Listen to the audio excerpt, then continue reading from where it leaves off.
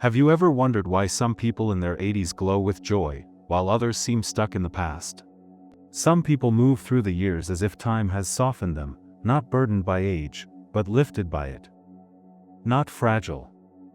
Not fading.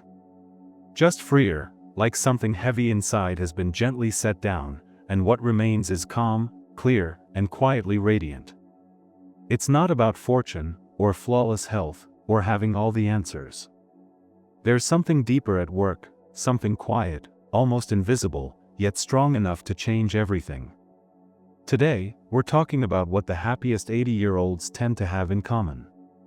Not the fittest, or the wealthiest, or the ones who look young for their age, but the ones who seem to carry a quiet joy in the way they move through life.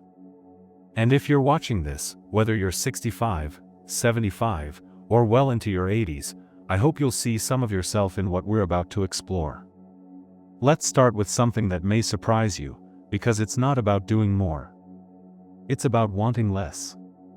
One of the most powerful traits the happiest elders share is emotional selectivity. That might sound a little abstract, but here's what it looks like. They don't chase every argument. They don't cling to every obligation. They've learned, often the hard way, that peace is worth protecting. I remember speaking with a woman named June, 83, retired school librarian, always had a streak of silver in her hair and never cared to dye it. She told me something that stuck with me. I spent most of my life trying to prove I was right. These days, I'm just happy when the soup's hot and the house is quiet. There was no bitterness in her voice. Just calm. June had been through the usual heartaches, lost her husband early, dealt with some estranged family relationships, and yes, her knees weren't what they used to be. But she was light. What changed? She stopped living in emotional overdraft.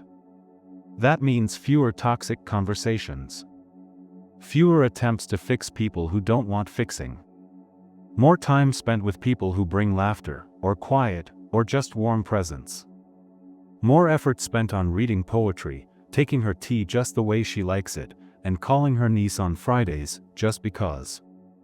That's the thing, emotionally happy elders don't necessarily have fewer problems. They've just become excellent editors. They know what to cut. And perhaps more importantly, they've stopped apologizing for it. Now, maybe you're wondering, is that something we grow into naturally? Or does it take work? The truth is, both. Some people hit their 80s still caught in resentment, still trying to change everyone around them.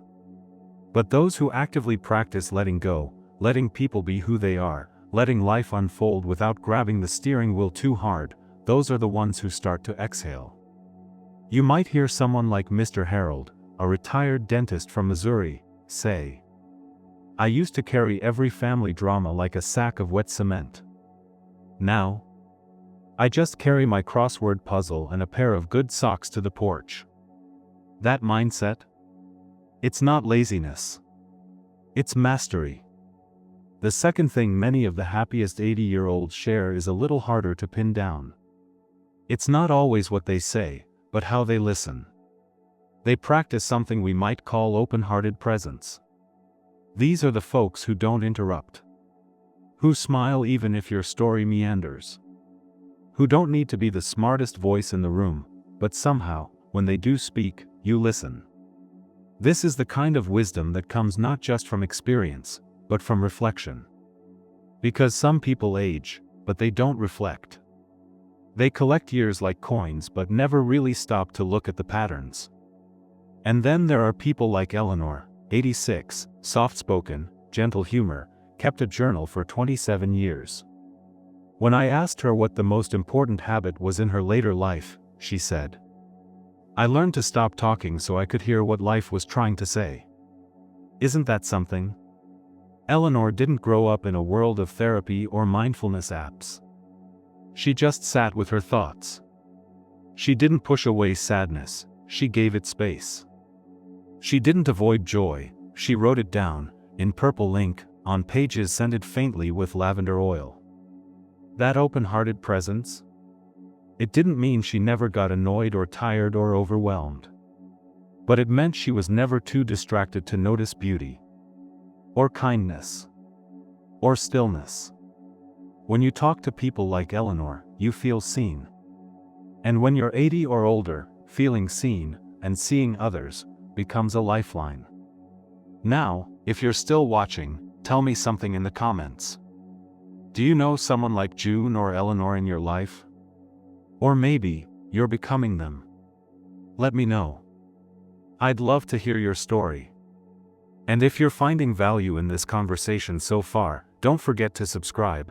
We're just getting started. Ready to keep going? Because in the next stretch, we're going to look at something most people overlook, even in the best of intentions. It's not about what you own, or what you remember, or even what you achieved. But something much deeper that starts shaping the very core of your daily peace. Let's move ahead. Sometimes, what makes all the difference isn't what's added, but what's repaired. And that brings us to something deeply human. The happiest 80-year-olds often have made peace with their past. It doesn't mean everything got resolved. It doesn't mean they made every amends or received every apology. But it does mean they stopped letting old stories write today's chapters. You see it in someone like Frank, who spent most of his life working the same rail job in Ohio. He was known for being sharp, but stern. After retirement, he drifted apart from his kids. Holidays got quieter. Conversations turned shorter. But something shifted in him around 78. He told a neighbor, "I've spent enough years feeling like a closed book. I want to be a letter someone can open again."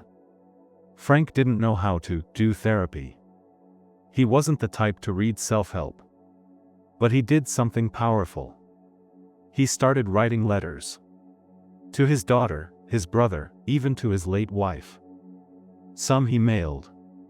Some he didn't. But the act of writing softened him. And, little by little, it brought people back. It wasn't a Hollywood moment. No tearful airport reunions. Just a text on his birthday. A porch visit with his grandson. A shared laugh over old photos. That was enough. Because when you're 80, you don't need to rewrite the whole story. You just need to stop rereading the worst chapters. Here's the truth many of us learn too late. Unresolved pain creates noise. It clouds the music of life. But the happiest elders, the truly peaceful ones, have found a way to lower that noise. Sometimes through forgiveness. Sometimes through surrender. Sometimes just through silence. I once sat with a woman named Alma, 85 years old and deeply private. She said to me, "I've learned to love people without needing them to change first." That was the hardest lesson. Alma had endured disappointments. A son who no longer called. A marriage that grew distant. But she didn't hold on like a clenched fist. She held like a river stone, smooth, weathered, gentle.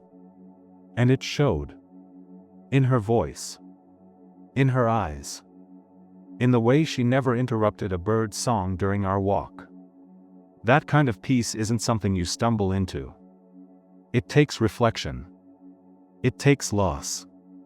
Sometimes it takes the quiet grief of unmet expectations, and the wisdom to say, "I release you anyway." Because here's a truth no one tells us when we're younger. The happiest 80-year-olds are not necessarily the ones with the best memories, but the ones with the healthiest relationship to memory. They don't relive every mistake. They don't carry resentment like a trophy. They find ways, whether through journaling, prayer, ritual, or a simple long sigh at the kitchen sink, to let go. If that resonates with you, I'd love to hear in the comments. Have you ever let go of something, or someone, and found peace in that release? Or maybe you're still in the middle of it. That's okay too. You're not behind. There's no clock on healing. Now, moving along. There's something else that shines through in the lives of the happiest elders, and it's not flashy. It's not dramatic. But it is essential. They've cultivated a sense of rhythm. Not routine in the boring sense, but rhythm. Like a favorite song you hum throughout the day, without even thinking about it. I met Thomas, an 82-year-old former jazz pianist, in a small community home in North Carolina. He told me something I'll never forget. When I was young, I chased applause. Now, I just want my days to feel like they're in tune. Every morning, Thomas made coffee the same way, 1 sugar, no cream, served in a chipped mug with a saxophone painted on the side. Then he'd sit by the window and listen to an old Coltrane record. He said it wasn't just habit, it was alignment. His day had a beginning, a middle, and an end. He'd walk, stretch, play a little keyboard if his hands weren't too stiff. And every evening, he'd light a candle before bed. Not for religion, he said, just to say thank you for the day. That kind of rhythm, steady, intentional, soulful, brings a quiet joy. Not the excitement of novelty, but the nourishment of familiarity. Researchers call this temporal anchoring, having small rituals that give meaning to time. But Thomas didn't need a term for it. He just knew, life feels better when you don't feel lost in it.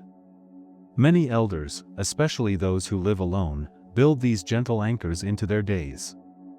Morning tea while watching the sun rise. A phone call every Tuesday with an old friend. The same walk around the block, nodding at the same tree. These aren't meaningless habits. They're spiritual scaffolding, quiet acts that say, I'm still here. This day matters. And that's the third thing we find over and over in the happiest elders. They honor time, not by chasing it, but by settling into it. You may be thinking now, well, I don't have a saxophone mug or a daily candle. That's okay. Start where you are. Even setting out your slippers the same way every night can become a kind of comfort song. Tell me, what's your daily rhythm? Is there one small act that makes your day feel a little more like yours? Share it below, it might inspire someone else to find their rhythm too. Now, as we continue on this journey, there's a powerful inner shift many joyful elders experience, one that has less to do with the body, and everything to do with how they see themselves. It's about stepping into a kind of freedom that most of us don't even realize we've been craving all along. There comes a moment in later life, not always announced, not always planned, when something inside quietly shifts. And if you ask the happiest elders to name it, most will just smile and say, I stopped trying to be who I used to be, and started enjoying who I've become. That's not just poetic, it's one of the most profound changes we see in older adults who radiate joy. They've found something precious, identity freedom. Now, what does that mean? It means they no longer feel pressure to impress, compete, explain, or perform. They stop chasing old goals that no longer fit. They stop apologizing for things they've long outgrown. For example, there's Martha, 81, who used to be the center of every PDA meeting, every family holiday, every church function. She spent decades keeping it all together. And when her husband passed and her kids moved away, she felt invisible. But then something unexpected happened. One morning, she sat at her kitchen table, no makeup, hair a bit wild, still in her robe, and caught a glimpse of herself in the window. Not a mirror. The window. And she told me. I didn't see someone who was failing. I saw someone who had nothing left to prove. That moment sparked a change. She stopped dyeing her hair, not as a rebellion, but as a soft acceptance. She took up watercolor painting, not to sell, not to post on social media, but because it felt good to see blue and green blend in new ways. She started wearing bold earrings again, the kind she loved in her 20s but tucked away for decades because they weren't age-appropriate. Here's the truth, the happiest 80-year-olds reclaim the parts of themselves that had been paused, muted, or buried under expectations. They return to simplicity. They return to joy. This freedom of identity isn't about isolation or withdrawal, it's about alignment. It's the quiet confidence of someone who no longer edits themselves to be more palatable. Someone who isn't trying to fit into spaces that were never built for them in the first place. And maybe you've felt a flicker of that. Maybe you've started saying no more easily. Maybe you've stopped wearing shoes that pinch. Maybe you've let yourself rest on a Tuesday afternoon without guilt, and called that rest sacred. If so, you're already walking this path. It's not about abandoning the past, it's about honoring the present without needing to make it match the old photographs. Here's another beautiful thread that runs through the stories of joyful elders. They remain connected to something beyond themselves. Call it purpose. Call it service. Call it meaning. But the happiest 80-year-olds don't wake up just to pass the time, they still contribute. Let me introduce you to Sal, an 84-year-old retired electrician who started fixing broken lamps for neighbors after his wife passed. Nothing big, just a table by the garage, he said. But soon people were dropping off fans, radios, even old toys that hadn't worked in years. Sal didn't charge. He didn't advertise. And when I asked him why he kept doing it, he shrugged and said, "Things shouldn't get thrown away if they can still shine." Same goes for people. That little table became a gathering spot. Some came for repairs. Others came just to chat. And Sal, who once feared his usefulness had ended, became a beacon of purpose, one rewired lamp at a time. We all need a reason to get out of bed, not just out of habit, but out of hope. The happiest elders don't stop contributing. They just redefine what contribution means. Sometimes it's volunteering at the local library. Sometimes it's teaching a grandchild how to bake bread. Sometimes it's offering quiet companionship to someone going through grief. Purpose doesn't always look like productivity. Sometimes it looks like showing up, fully, kindly, and without needing applause. This is what's so often misunderstood about aging. People think it's a time of subtraction. But for many, it becomes a time of refinement, stripping away what no longer matters to reveal what always did. When you find that thread of purpose, no matter how small, you anchor yourself in something timeless. And if you haven't found it yet, that's okay. The happiest elders didn't all wake up at 80 with clarity. They found it in bits and pieces, in memory, in motion, in quiet nudges that said, "This matters to me." So I ask you gently, what still makes you feel useful? What act, however simple, brings warmth to others, and peace to you?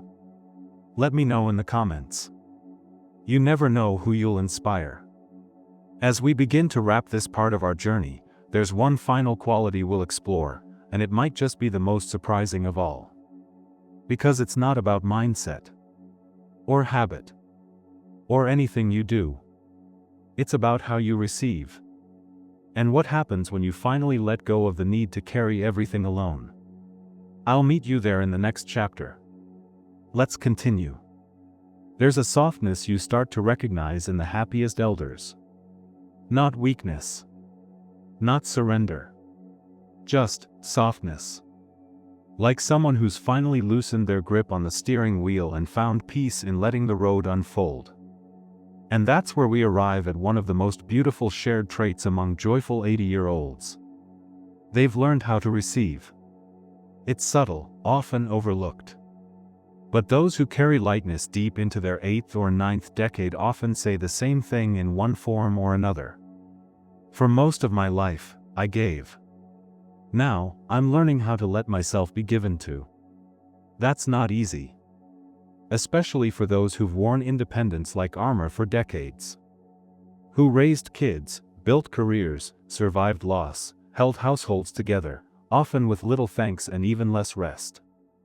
So when the time comes to lean on others, whether it's a neighbor helping with groceries or a daughter reminding them about a doctor's appointment, many struggle. But the happiest among them? They choose to see receiving not as weakness, but as connection. Let me tell you about Robert, a former firefighter, now 87.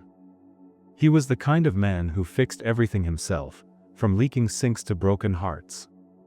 When his balance started slipping and he had to start using a walker, he resisted hard. His daughter told me he wouldn't even let me carry a bag of potatoes.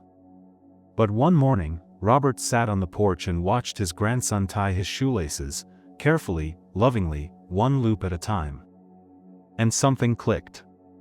He said, "It was the first time I realized I wasn't a burden. I was giving him a moment to love me back." From that day on, Robert still did what he could, but with less resistance to help. He let people open the car door. He let the pharmacist explain things twice. And yes, he even let his daughter carry those potatoes. It didn't make him feel small. It made him feel held. There's a certain tenderness that enters life when we allow others to step in, not because we can't do something, but because we no longer need to do it all ourselves. The happiest 80-year-olds recognize this. They embrace a different kind of strength, the strength to accept care with grace. Not out of obligation, not with guilt or shame, but with gratitude. This shift often unlocks something profound. Suddenly, time spent with grandchildren isn't about teaching, but sharing. Conversations aren't about proving a point, but listening deeply. Hugs last longer. Eyes linger more softly. Everything feels more mutual. Because when you stop needing to be everything for everyone, you become something even better, present. There's one more story I want to share with you before we close. It's not dramatic. In fact, it's quiet. Gentle. But sometimes the softest stories carry the most truth. Her name was Teresa. She lived in a modest apartment with windows that caught the morning sun just right. At 88, she was mostly homebound. But her mind? Sharp as ever. She'd grown a small routine of joy around herself, morning prayers, a bit of radio, a notebook filled with quotes she loved. When asked if she ever felt lonely, she smiled and said, "I used to. Until I stopped expecting life to be what it was, and started loving what it is." That was her key. Not seeking happiness from big milestones or dramatic change, but allowing joy to come in through smaller doors. A warm mug. A memory that made her laugh out loud. A neighbor's wave through the window. She told me, "At this age, peace isn't something you chase. It's something you finally let in." And maybe that's the real takeaway here, not just for those in their 80s, but for all of us. Happiness at this age isn't an achievement. It's a kind of surrender. Surrendering the noise, the perfectionism, the expectations of who we should be. And embracing who we are. It's about releasing judgment, of ourselves, of others, of how life turned out. It's about seeing the ordinary as enough. And it's about letting ourselves be loved, not for what we do, but simply for being here. If you've stayed with me through this whole journey, thank you. You've honored the stories of June, Eleanor, Frank, Martha, Sal, Robert, and Teresa, and maybe you found threads of your own story in theirs. If any part of this spoke to you, I invite you to leave a comment. Tell me which moment stayed with you. Tell me if you felt one of these changes in yourself. And if this video gave you something, even a small reflection, a smile, or a sense of "me too," I'd be grateful if you subscribed. It helps this space grow, and helps us keep having these conversations that matter. And before we go, a quick heartfelt note. These videos are made with a lot of care and a big heart. If you notice anything that could be improved, please feel free to comment. Your support helps make each video better. Take care, dear friends. And may you keep finding joy, not in doing more, but in being more. Until next time.